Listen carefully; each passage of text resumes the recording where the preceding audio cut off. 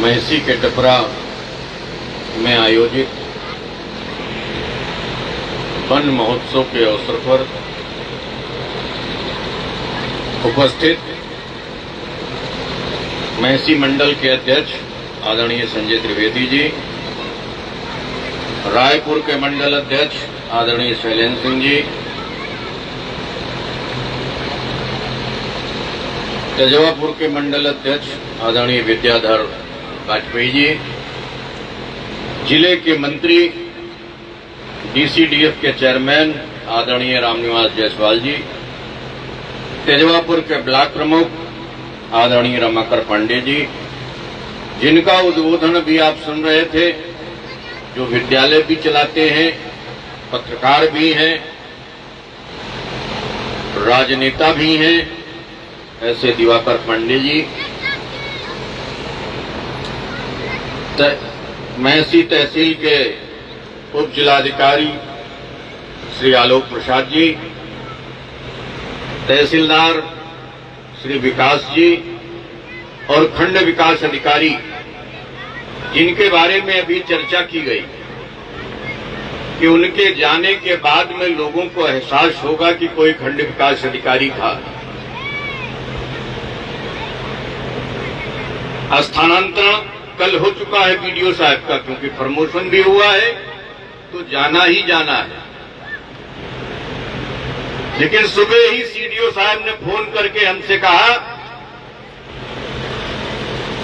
कि यदि बीडीओ साहब हेमंत जी बहराइच में ही रुक जाते किसी पद पर तो हम लोगों को आसानी होती, हम लोगों को कोई दिक्कत न होती। ऐसे अनुभवी हमारे बीडीओ साहब, यहां पर उपस्थित पत्रकार बंधु, सामने बैठी हुई माताएं बहनें, यहां पर उपस्थित सभी प्रधानगण, पंचगण, बीडीसी मेंबरगण, संभ्रांत नागरिक बंधु, सुरक्षा में लगे हुए अधिकारी कर्मचारी, मैं सबका आज के अवसर पर हार्दिक वंदन, अभिनंदन तथा सत सत नमन करता हूं। ये पेड़ लगाने की बात क्यों आई? आज से नहीं, पुरातन काल से जो भी बड़ा आदमी, मुखिया हो, जिम्मेदार हो, अगर धर्मशाला बनाता था तो कहा जाता था बड़ा आदमी है, अगर बाग लगाता था तो कहते थे बड़े आदमी है, अगर कुआं खोदता था तो कहते थे, कुआं बनवाता था तो कहते थे बड़े आदमी है। इस पृथ्वी पर जितनी पृथ्वी है उसका 1/3 33% वन क्षेत्र होना चाहिए अगर पर्यावरण को ठीक रखना है तो। हम लोग सौभाग्यशाली हैं कि जब उत्तर प्रदेश में भारतीय जनता पार्टी की सरकार आई तब भी 14% वन था, क्योंकि हमारे यहां जंगल है, बाग बगीचे भी पर्याप्त हैं। लेकिन बहराइच के नाम से ही एक बलिया जनपद है, एक दूसरे छोर पर, बिहार के छोर पर, वहां 1% वन था।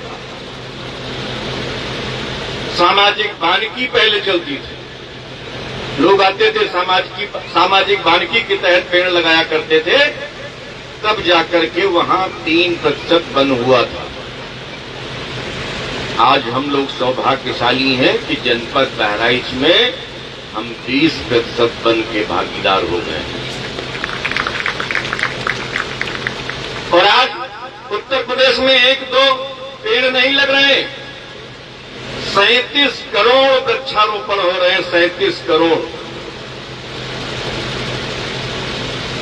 तो मैं बहुत खुले दिल से कहना चाहता हूं कि वन विभाग के तो पेड़ 80% 90% बच जाते हैं, क्योंकि उनकी समीक्षा होती है, ड्रोन से उनका सर्वे होता है, बाहर से टीम आती है, जितने पेड़ उनके गड़बड़ हो जाते हैं उतने पेड़ फिर से वो लगाते हैं। लेकिन जो गांव में पेड़ आते हैं जो शिक्षा विभाग में पेड़ जाते हैं, अन्य विभागों में पेड़ जाते हैं, तो पेड़ तो जब सरकार अंगड़ाई लेती है तो पेड़ भी पूरे हो जाते हैं, नोडल भी तैनात हो जाते हैं, लेकिन जब सूख जाते हैं तो उनको देखने वाला कोई नहीं होता। और मैं तो आज पत्रकार बंधुओं के माध्यम से कहना चाहता हूं कि जब पेड़ काटने की परमिट लेने जाते हैं तो नोटरी देते हैं कि एक पेड़ की जगह पर 10 पेड़ लगाएंगे, तब एक पेड़ काटेंगे। एक परमिट पे 10 पेड़ काट लेते हैं, लेकिन 10 पेड़ लगाने का काम नहीं करते। परमिट तब जारी करें प्रभागीय वनाधिकारी जब एक पेड़ काटने वाला या एक पेड़ की परमिट मांगने वाला 10 पेड़ लगा करके फोटोग्राफी करके दिखा दे, स्थलीय निरीक्षण करा दे, तब उसको काटने की परमिट दी जाए एक पेड़ की।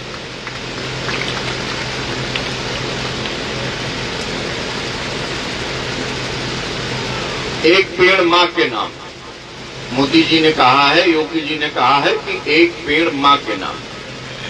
जिस मां ने हमको जन्म दिया उस मां के नाम से क्या हम एक पेड़ नहीं लगा सकते? हम शादी करते हैं, हम जन्मदिन मनाते हैं। अब तो देहात में भी कोई जन्मदिन नहीं मनाता। अब तो जिससे पूछो कहता बर्थडे है बर्थडे। पहले चिराग जलाया जाता था, अब मोमबत्ती बुझाई जाती है। पहले महिलाएं कहती थी कि बच्चे का जन्मदिन में सत्यनारायण की कथा होना चाहिए, हनुमान चालीसा होनी चाहिए, सुंदर कांड होना चाहिए, रामायण होनी चाहिए, 24 घंटे चिराग जलता रहना चाहिए, बुझने न पावे। लेकिन अब केक आता है और जितने साल का बच्चा होता है उतनी मोमबत्ती लगा करके उसको फिर बुझाने का काम करते हैं। इसका मतलब स्पष्ट है कि आप अपने बच्चे को आगे नहीं ले जाना चाहते हैं, आप उसको बुझा देना चाहते हैं। तो सबसे पहले हमको अपनी भारतीय संस्कृति में पुनः वापस आना पड़ेगा। हमको अपने बच्चों को अच्छे संस्कार देने पड़ेंगे, अपने बच्चों के जन्मदिन ठीक से मनाने पड़ेंगे। केक बहुत सस्ता लाते हो तो 500 रुपए का लाते हो, एक 50 रुपए का पेड़ ला करके लगा दो अपने बेटे और बेटी के जन्मदिन पर। अगर बेटे की शादी करते हो तो एक पेड़ लगा दो, बेटी की शादी करते हो तो एक पेड़ लगा दो, बेटा पैदा होता है तो एक पेड़ लगा दो, बेटी पैदा होती है तो एक पेड़ लगा दो। और जहां हम अपने पूर्वजों को ले जाकर के दफन करने का काम करते हैं, मिट्टी देने का काम करते हैं, समाधि बनाने का काम करते हैं, उनके नाम पर भी एक पेड़ लगा दो। ये परिवर्तन तब आएगा जब हम अपने पुरखों से जोड़ करके, पूर्वजों से जोड़ करके, आने वाले भविष्य को जोड़ करके जब काम करेंगे तब वन की संख्या बढ़ेगी। और बहराइच वाले समझते हैं कि हम बहुत सुरक्षित हैं। जिस दिन गर्मी बढ़ेगी, हिमालय आपके बगल में है। हिमालय की बर्फ पिघली कि जितना ऊंचा पंडाल लगा है इतनी ऊंची बर्फ के नीचे हम लोग दबे हुए मिलेंगे। सबसे पहले बहराइच वाले दबे मिलेंगे। नेपाल के बाद अगर किसी का नंबर आएगा तो बहराइच के लोगों का आएगा।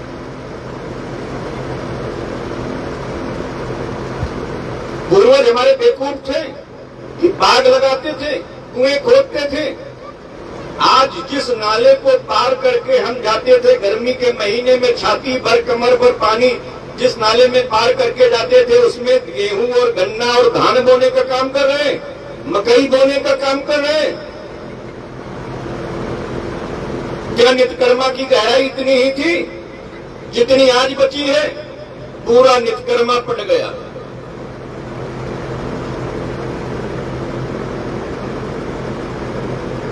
बाढ़ तो बहुत आती है, लेकिन कभी पानी पैर नहीं होता है। पहले बाढ़ आती थी तो बंधे से लेकर गांव तक नाव से आना पड़ता था। अब नावें रास्ते में फंस जाती हैं। नदियां उथली होती जा रही है, नदियों की गहराई कम होती जा रही है। अगर हमने पेड़ लगाना बंद कर दिया, पेड़ काटते ही रहे, तो एक दिन ऐसा आएगा कि जितना पानी बरसेगा उतना आपके घर में भरा हुआ मिलेगा। इसीलिए श्रद्धेय अटल जी ने एक योजना बनाई थी कि छोटे नालों को बड़े नालों से जोड़ना, बड़े नालों को छोटी नदियों से जोड़ना, छोटी नदियों को बड़ी नदियों से जोड़ना और बड़ी नदियों को समुद्र से जोड़ने का काम हमारी भारत सरकार करेगी।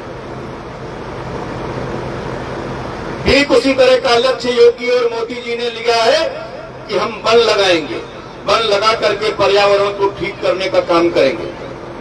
आज चर्चा भी होती है, जैसे पहले चर्चा होती थी कि मोदी है तो मुमकिन है। आज लोग टेम्पू वाले, रिक्शा वाले, मोची, दुकानदार, छोटे लोग, बड़े लोग तो अनर्गल बातें करते रहते हैं। छोटे लोग कहते हैं कि मोदी है तो मुमकिन है और योगी है तो करंट है, योगी है तो दम है।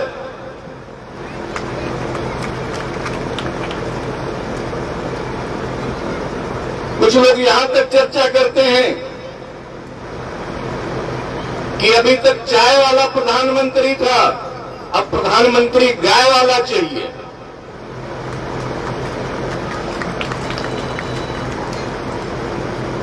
सबका समय होता है, जब जिसका समय आएगा वो अपने पद पर जाएगा।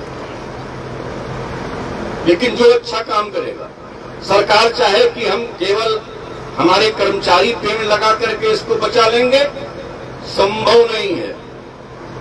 जब तक एक एक व्यक्ति यहां बैठा हुआ, एक एक व्यक्ति, माता बहनें यहां बैठी हुई, ये संकल्प नहीं लेंगी कि बच्चे का जन्मदिन होगा तो पेड़ लगाएंगे, बेटी की शादी होगा तो एक पेड़ लगाएंगे, बेटा पैदा होगा तो एक पेड़ लगाएंगे, और जब हमारा पुरखे का जनाजा जाएगा, जहां मिट्टी होगी वहां हम एक पेड़ लगाएंगे, तब तक इस क्षेत्र में, उत्तर प्रदेश में वन की संख्या नहीं बढ़ सकती। यह संकल्प लेकर के हम लोगों को जाना होगा। इसमें कोई खर्चा भी नहीं है। सरकार तो बहुत खर्चा कर रही है। अभी विद्याधर वाजपेयी जी कह रहे थे कि जितने लोग जॉब कार्ड धारक लोग हैं उनको सरकार गड्ढा खोदने का भी पैसा देती है, पेड़ खरीदने का भी पैसा देती है, और 3 साल तक पेड़ सुरक्षित रहे उसके लिए भी 3 साल तक उनके खाते में पैसा देती है। उसके बाद भी अगर नहीं आप लगा रहे हैं तो किसके साथ अन्याय कर रहे हैं? अपने आने वाले भविष्य के साथ खिलवाड़ कर रहे हैं, अपने आने वाले नाती पोतों के साथ खिलवाड़ कर रहे हैं। इसलिए आप लोगों से आग्रह है, तमाम योजनाएं चल रही हैं, उसमें चाहे कम चाहे ज्यादा आप कर सकते हैं, लेकिन ये योजना आपके लिए, आपके भविष्य के लिए है, आपके नाती पोतों के लिए।